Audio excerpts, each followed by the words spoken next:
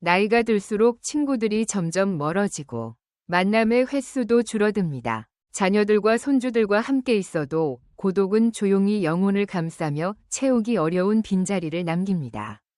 나이가 들수록 고독은 더 선명하게 드러나며 초대하지 않았지만 찾아오는 손님처럼 느껴집니다. 그래서 고독은 누구도 피할 수 없는 현실이 됩니다. 그 고독을 삶의 일부로 받아들이고 앞으로 나아가는 법을 배우는 것이 각자가 맞닥뜨려야 할 과제입니다. 특히 남성들에게는 노년에 접어들고 은퇴를 하게 되면서 고독이 더 강렬하게 찾아오는 경우가 많습니다.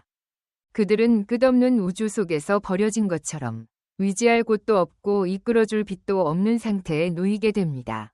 그것은 단순한 공허함을 넘어 마음을 아프게 만드는 고독입니다. 하지만 많은 남성은 그러한 감정을 묻어두는 선택을 합니다. 그들은 참아내는 것, 포기하는 것, 희생하는 것에 익숙해진 나머지 고독조차도 그들을 쉽게 무너지게 하지는 못합니다. 삶은 수많은 갈림길과 도전을 담은 긴 여정과도 같습니다.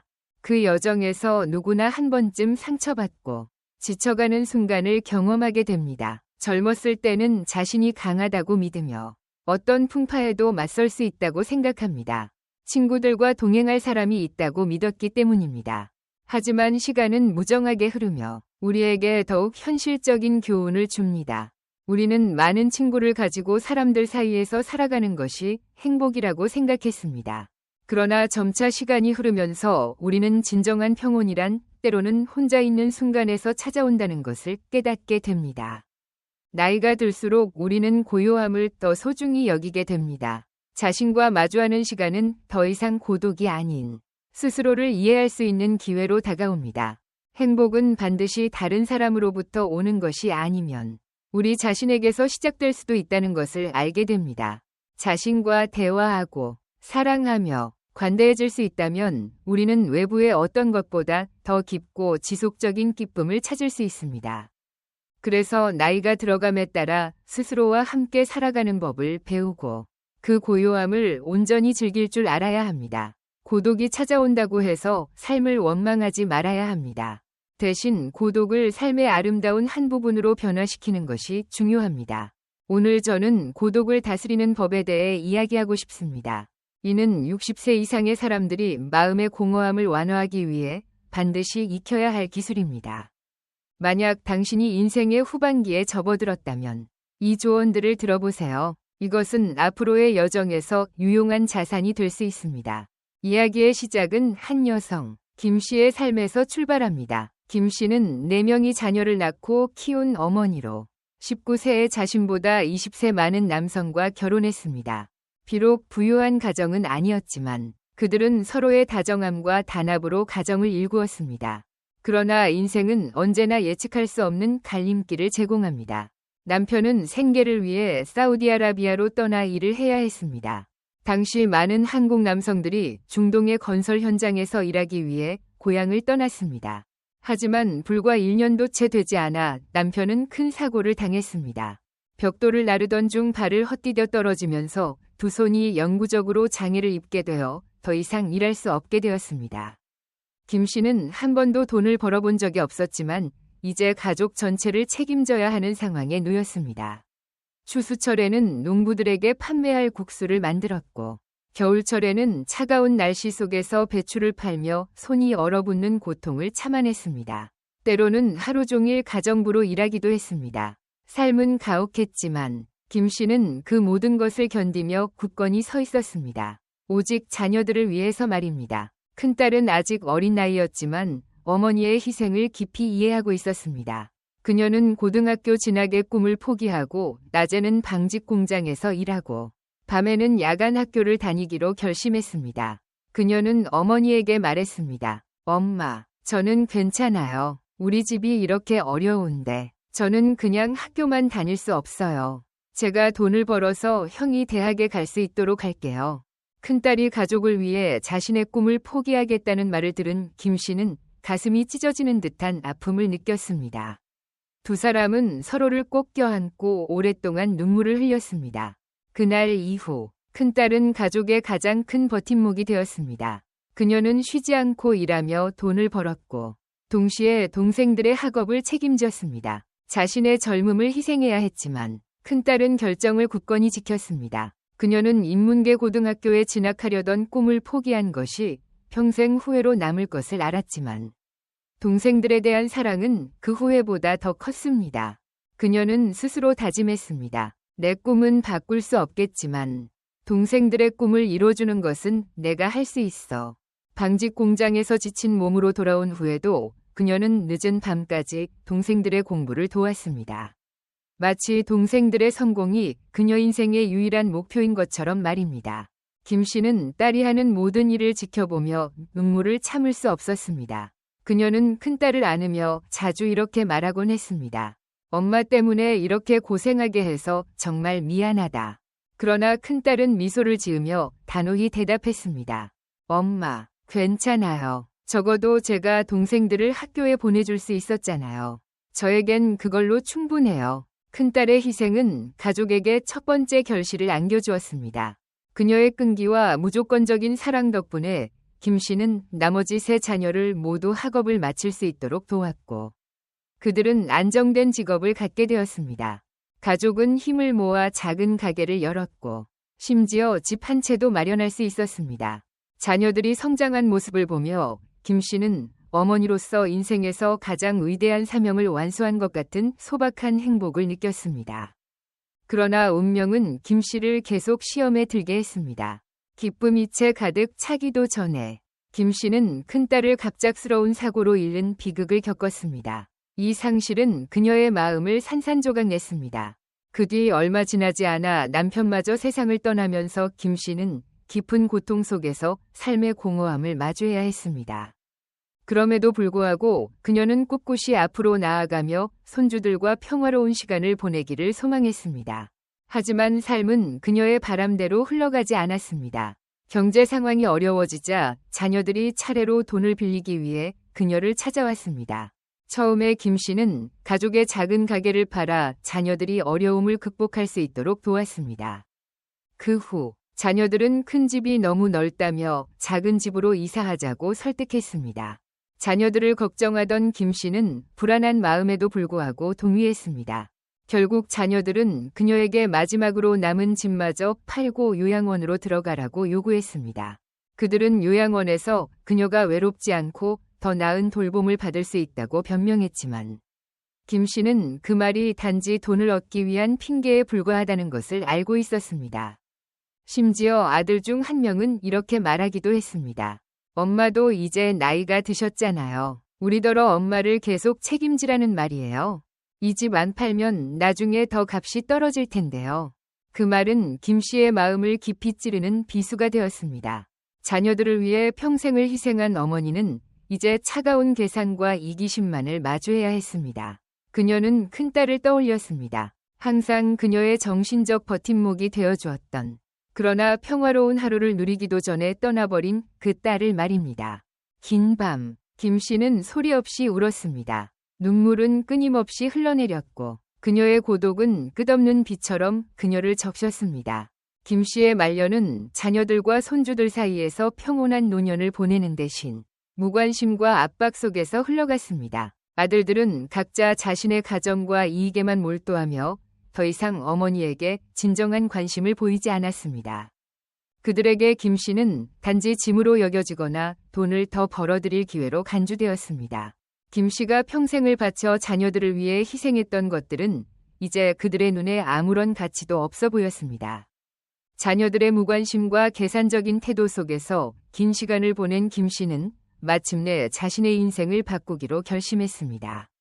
그녀는 자신이 할 수 있는 모든 것을 다했고 인생을 자식들을 위해 헌신했음에도 불구하고 남겨진 것은 깊은 마음의 상처뿐이라는 사실을 깨달았습니다.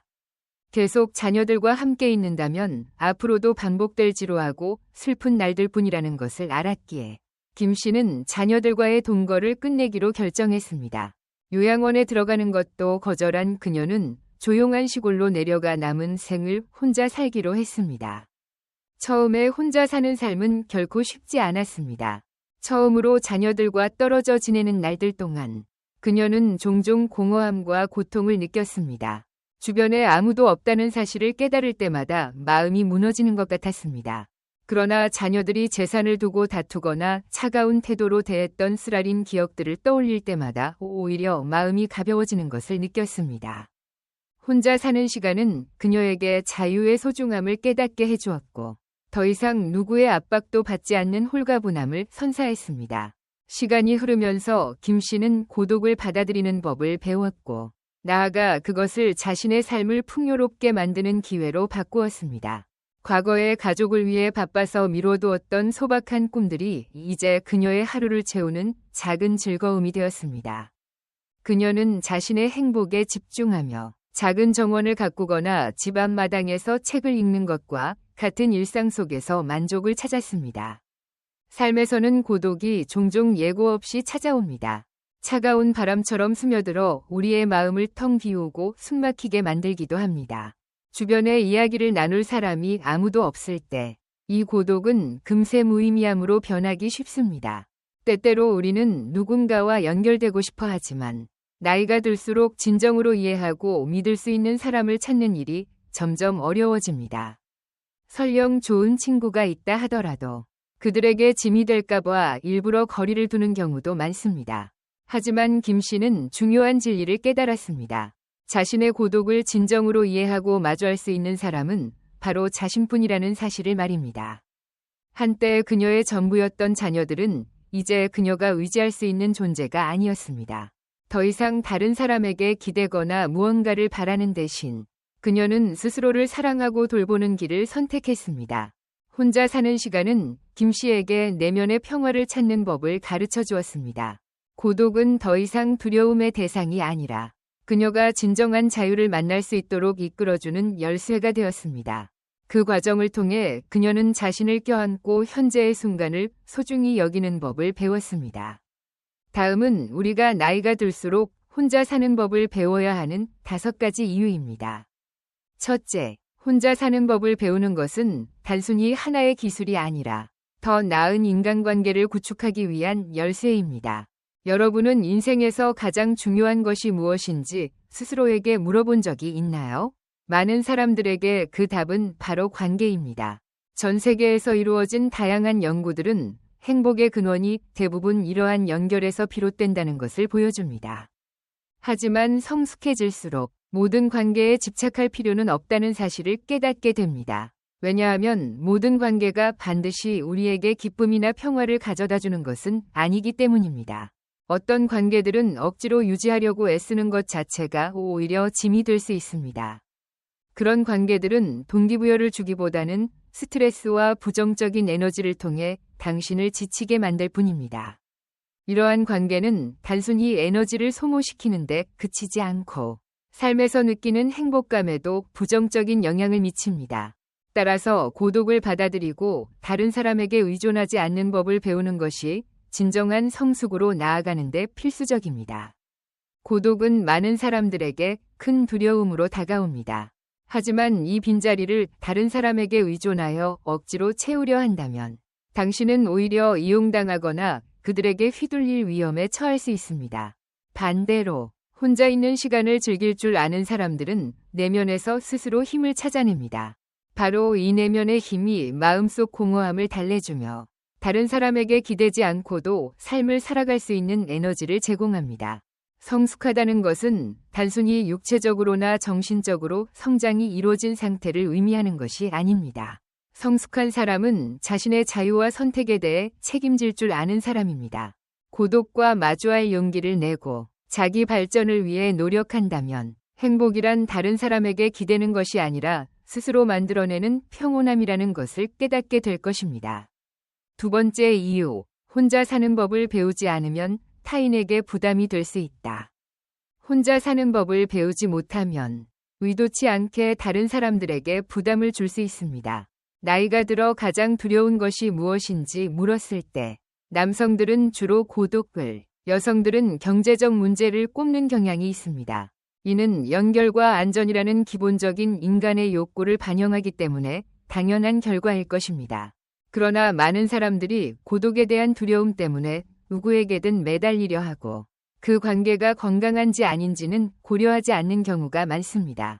이 고독에 대한 두려움은 많은 사람들을 회피로 몰아넣고 복잡하고 고통스러운 관계로 이어지게 만듭니다. 그들은 내면의 공허함을 채우기 위해 다른 사람들에게 지나치게 의존하며 정작 스스로 문제를 해결하려는 노력은 하지 않습니다. 결과적으로 이러한 의존은 자신을 더 상처받게 만들 뿐 아니라 다른 사람들에게도 부담이 됩니다. 고독을 회피하려고 할수록 고독은 더욱 강하게 당신을 붙잡으며 당신을 나약하고 삶의 주도권을 잃은 상태로 만듭니다. 많은 사람들이 인간관계를 유지하는 것이 인생에서 가장 큰 도전 중 하나라고 인정합니다. 나이나 성별을 불문하고 사람과의 관계는 항상 인내와 노력을 요구합니다. 안타깝게도 이러한 관계의 어려움 중 많은 부분이 우리의 고독에서 비롯됩니다. 혼자 있는 것을 견디지 못하는 사람들은 종종 건강하지 못한 관계로 빠져들기 쉽고 그 결과 자신이 지배당하거나 자유를 잃게 되는 경우가 많습니다. 반대로 고독을 받아들이고 그것과 친해진 사람들은 대개 더 강인한 성격을 지니게 됩니다. 그들은 고독이란 분리의 아픔이고 독립이란 자기 자신과 마주하기 위한 의식적인 선택임을 이해합니다. 누군가는 이렇게 말했습니다. 고독은 혼자 있을 때의 고통이지만 독립은 혼자 있을 때의 기쁨이다. 혼자 있는 것을 즐길 줄 알게 되면 당신은 내면의 자유를 발견하게 되고 두려움을 극복하며 더욱 단단한 인간관계를 쌓아갈 수 있습니다. 혼자 사는 것은 세상과 단절되는 것을 의미하지 않습니다. 그것은 자신만의 시간을 즐기고 자신을 돌아보며 마음을 새롭게 하는 능력을 의미합니다. 우리가 불필요한 얽매임을 내려놓는다면 인간관계는 훨씬 가벼워질 것입니다. 어떤 관계는 억지로 붙잡으려 할 필요가 없습니다. 적합하다면 자연스럽게 이어지고 더 이상 가치가 없다면 쉽게 사라질 것입니다. 이것이 바로 삶의 자연스러운 법칙입니다. 그러나 다른 사람에게 지나치게 집착하거나 과도한 기대를 가지게 되면 관계는 쉽게 긴장과 균열로 이어질 수 있습니다. 타인의 관심만을 바라며 자신을 돌보는 노력을 하지 않으면 가장 큰 상처를 받는 사람은 바로 자신입니다. 대신 자신이 믿는 것들로부터 내면의 힘을 찾으세요. 신앙이 있다면 그것은 고독을 극복하는 훌륭한 원동력이 될 것입니다. 그렇지 않다면 반려동물을 기르거나 봉사활동에 참여하거나 개인적인 취미를 추구하는 것 또한 당신을 더 행복하게 만들고 새로운 사람들을 만날 기회를 열어줄 것입니다. 셋째, 곁에 있는 사람들을 소중히 여기세요. 가끔 찾아오는 사람들은 즐거움과 그리움을 안겨줄 수 있지만 매일 곁에 있는 사람들은 때로 사소한 갈등으로 인해 당신을 불편하게 만들기도 합니다. 그러나 이러한 불편함에 휘둘려 냉담한 태도를 보이거나 날카로운 말을 내뱉는다면 이는 단지 순간적인 판단 착오일 뿐 아니라 상대방에게 깊은 상처를 남길 수 있습니다. 우리는 흔히 곁에 있는 사람들의 가치를 그들이 항상 곁에 있다는 익숙함 때문에 잊곤 합니다. 혹시 당신은 무심코 내뱉은 말이나 태도로 그들에게 상처를 주고 있지는 않나요? 옛말에 가까운 말 한마디가 멀리 떨어져 있던 우정도 끊는다고 했습니다. 말은 강력한 힘을 지니고 있으며 이는 특히 당신이 사랑하는 사람들과의 관계에서 더욱 그렇습니다. 그렇기 때문에 나이가 들수록 우리는 말과 행동에 더 신중해야 하며 상대방을 다치게 하기보다는 따뜻함과 배려로 대해야 합니다. 또한 다른 사람과 자신을 비교하거나 자신의 기준을 그들에게 강요하지 마세요. 관용은 사랑하는 사람들을 유지하게 할 뿐만 아니라 그들로부터 존중을 얻게 해주는 힘이 됩니다. 우리는 보통 사랑하는 사람들의 소중함을 그들이 떠난 뒤에야 깨닫는 경우가 많습니다. 마치 부모님이 돌아가셨을 때 느끼는 후회처럼 말입니다. 그런 일이 일어나지 않도록 하세요. 지금 당신 곁에 있는 사람들, 배우자, 가족, 친구를 잘 돌보세요. 나중에 후회하지 않도록 말입니다. 이들은 당신이 어려움에 직면했을 때 가장 큰 정신적 힘과 위로가 되어주는 존재들입니다. 돌아보면 그들은 항상 당신 곁에 머물며 어떤 상황에서도 함께 해주었음을 알게 될 것입니다. 넷째, 자신을 받아들여야만 타인을 진정으로 받아들일 수 있습니다. 누군가가 당신에게 깊은 속마음을 털어놓는다면 이는 그들이 당신을 신뢰한다는 뜻입니다. 이러한 신뢰는 당신이 성숙함, 평정심, 그리고 스스로를 받아들이는 능력을 보여주었기 때문에 생기는 것입니다. 내면의 균형은 타인을 깊이 이해하고 공감할 수 있는 기초가 되며 이를 통해 더욱 견고한 관계를 쌓을 수 있습니다. 진정한 성숙은 서두를 필요가 없습니다. 성숙한 사람들은 행복이 도달해야 할 목적지가 아니라 그 자체로 하나의 여정이라는 것을 알고 있습니다. 자신에게 시간을 할애하여 질문을 던지고 답을 찾아가며 한 걸음씩 목표에 가까워지세요. 중요한 것은 결코 포기하지 않는 것입니다. 혼자 사는 법을 알게 되면 당신은 자유를 느낄 뿐만 아니라 어떤 상황에서도 편안함과 행복을 찾을 수 있게 될 것입니다. 5째, 배움과 도전을 멈추지 않는 삶을 사세요. 새로운 것에 대해 마음을 열고 친근하게 대하는 태도는 당신에게 풍부한 삶의 에너지를 가져다 줍니다. 열린 마음을 가진 사람들은 대개 더 행복하고 건강하게 살아갑니다. 친근함은 단순히 다른 사람과 조화를 이루고자 하는 마음에서 나오며 이는 건강한 관계를 형성하는 데 큰 역할을 합니다. 동시에 열린 자세는 당신의 상상력과 호기심, 그리고 새로운 것을 탐구하려는 능력을 키워줍니다. 새로운 취미를 시작해보거나 한 번도 생각하지 못했던 분야에 용기를 내어 도전해보세요. 새로운 경험은 단지 에너지를 되찾게 해줄 뿐 아니라 당신의 삶을 더욱 풍요롭게 만들어줄 것입니다. 호기심은 생명의 원천이며 탐구와 내면 성장을 북돋우는 불꽃입니다. 누군가 이렇게 말한 적이 있습니다.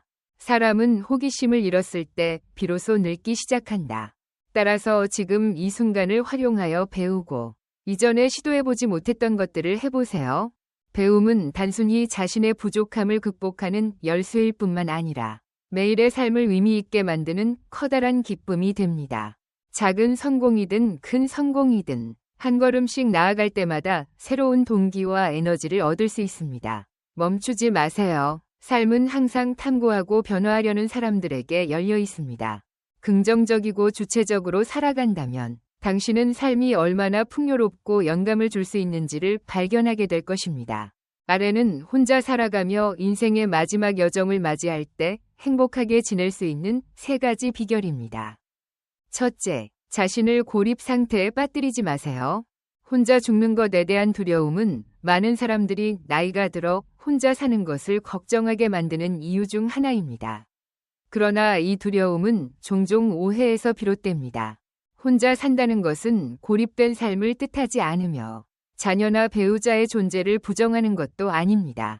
고독한 죽음은 단순히 혼자 사는 것 때문이 아니라 평생 동안 자신을 고립시키고 누구와도 어떤 것과도 연결되지 않았기 때문에 발생합니다. 오늘날 많은 사람들이 혼자 사는 것을 선택하는 이유는 고독 때문이 아니라 자유와 독립을 갈망하기 때문입니다. 만약 당신이 긍정적인 사회적 연결을 유지한다면 혼자 사는 것은 단순한 선택을 넘어 당신만의 방식으로 삶을 누릴 수 있는 기회가 될 수 있습니다. 고립을 피하기 위해서는 정기적으로 모임에 참석하고 친구와 가족들과 연락을 유지하며 필요할 경우 사회복지사나 지역 사회단체의 도움을 받으세요. 혼자서도 행복하게 사는 법을 아는 사람은 다른 사람들과 함께할 때도 행복하게 지낼 수 있습니다.